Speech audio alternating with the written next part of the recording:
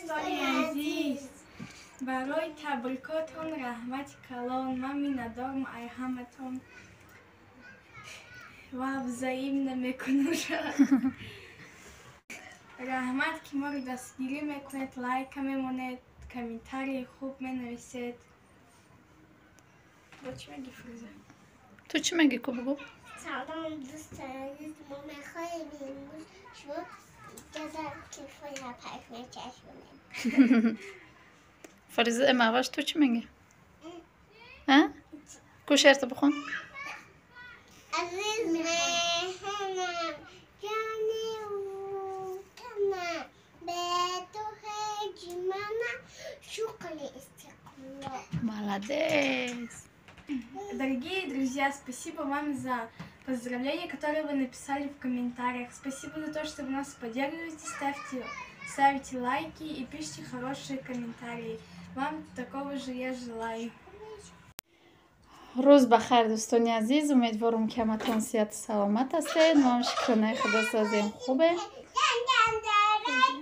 نمیوارد شما که بازی که دیسین زاو خونکا بیتیم شما دم کم ترک نشون بدیم و میندارم دوستان عزیز از سخنهایی که در کامنتاری نوشتید. راستیگه چند بار گریه کردم، هر یکی و یارو خونده گریم اومد، گریه کردم شب. بعد سحری همش جواب دادم. از همه میندارم. خدا از همه راضی باشه. در دل چی آرزویی دارید شما به آرزوهاتون برسید. از همه یک بار دیگه میندارم و خیلی خرسند شدم. راستیگه ای خرسندگی گریه کردم در گپای شما. از همه میندارم دوستان عزیز. دوستان عزیز، با ما بازار رفته بودم. روزگار همه پیاز سرخ خیلی محقول شده بود. من با پیاز سرخ خریدم. خیلی شد آش نکردم، نصیب باشه آش میکنم برنج گرفتم. بعد شکرمان تمام شده بود. ایجاد 10.5 سومه وجود 9 سومانه همونجا میارم 8.5 9 سومانه در بازار. پمیدار اون روز قیمت شده بود 7-8 سومان شده بود. آج با 4-5 سومان شده. نه 4.5 سومه گرفتم من. 1 کیلو زیادتره. بعد بقلاجان گرفتم. خیلی هیچ که نمیخورن که با گرفتم با یگان زفترک ده یگانش تیار میکنم. نه سبزی 3 کیلوش 10 شده. با چخلی که گفتم جگاری محکم میکنم، نصیب باشه جگاری محکم میکنم. با اما 2 بانکه 1 لیتر خالی شده دیگه اما را میگیرم با جگاری محکم میکنم. بودرینگ کلانتر اینه که درونش یا شخشروه 2.5 سومی دیگه جادو 5 سوم 6 سوم 7 سوم هم خیلی. بعد زلیم باید دهقان سیتش 1 سومان 50 درهم باید دهقان. بعد ابیچنی گوشتی مرغ نغز دیدم امی رو میگیرم. فقط خیلی گوشتی گو کتیوزی چی میکنم بگه آش میکنم. ابید اوقات هست بگه نصیب باشه آشی چی میکنم. در درجه آش نکردیم برای که این سوسو گشتیم آش هم نکردیم. نمیخوالیم دیگه خوراک کردیم سلات پلات آش نکردیم. من نکتی روز آشی بعد از زود روز نمیخوالیم. دوستان عزیز خریدی یه روزه ما. دوستان عزیز اینا کوکلا گناه کردن شونه گرفته جزا دادم شونه. چیرک شده نه شوشتم شونه تا تازه که خشر شده نگاه دخترکای خشر شده خوک شون. بعد اینا ایشای فریزه ایشای محوش ارنج بیره نغز میبینه که ارنج بینه بود. بعد فیالت گرفته میشه. فریزه که روز بیره نغز میبینه روز گرفته میشه. هم آوازی توی جدا توی رفته است. اینجا خیلی سری لباس شوشته بودیم که لباس های یارم شوشته. اینه یه بار دیگه هم بوسوزانم تونه جگاری هم پخته که دان میکنم شونه برای بانکه محکم کردن. یک بار دیگر روزتان بخیر و شادی باشه دوستان عزیز. در اینجا باشه چه خیلی دیدید فیله هازی تیار میکنیم نگتسی رنگ KFC.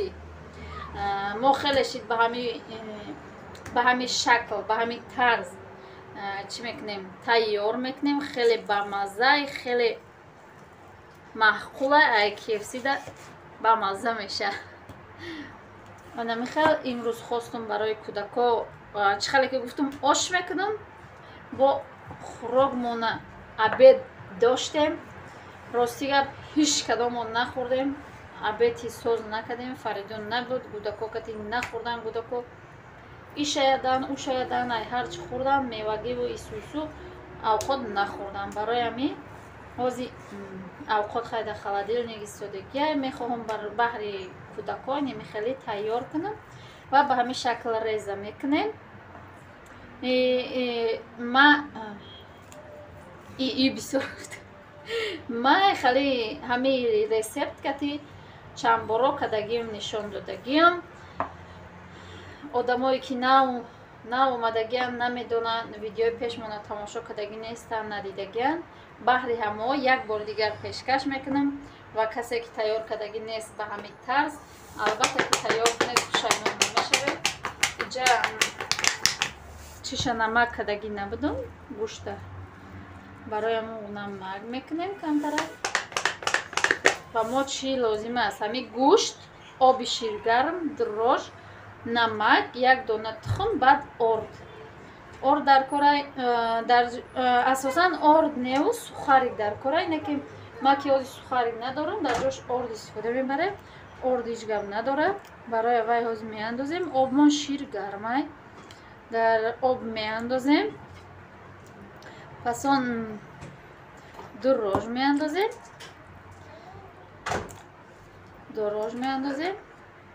با چشم نگاه کده میاندازیم. اینم خیلی دروژ که انداختیم نمیکویم هیچ کار نمیکنیم. هم خیلی میکنیم میسته دروژمون چی میشه با مدت نیم ساعت میسته پس اون بعد میبینیم شه با بدن میگم که چی کار میکنیم.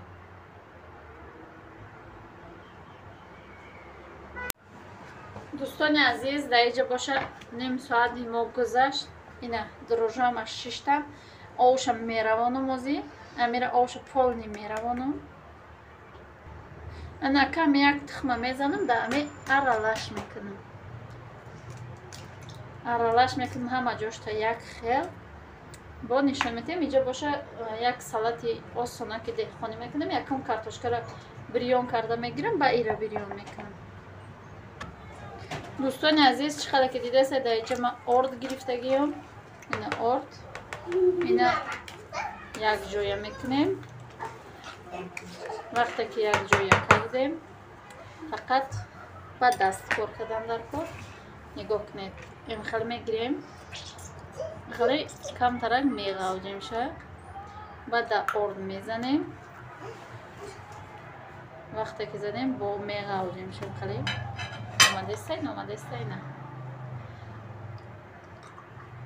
نیم خیلی بیده سخاری خیلی باید باشن لیکن سخاری کتی نمیکنم ارد کتی میکنم.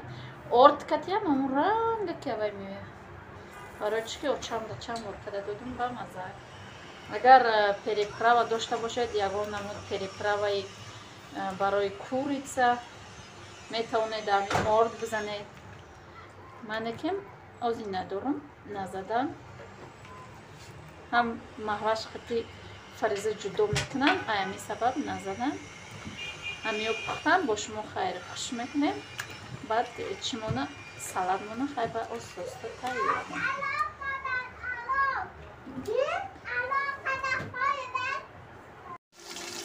دوستان عزیزم خیلی داختم خیلی پخ بعد نشون میتیم میره این طرف رو میگردونم بعد نشون میتیم با دروناشه. دوستان عزیزم خیلی نگتسی ما تیار شد خیلی با مزه.